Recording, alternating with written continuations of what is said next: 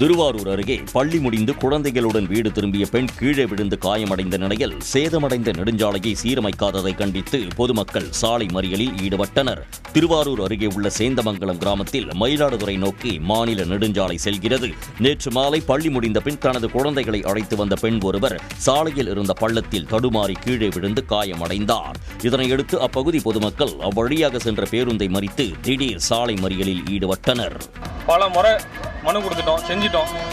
எங்களுக்கு எந்த ஒரு ஸ்டெப்பும் எடுக்கல வரையும்.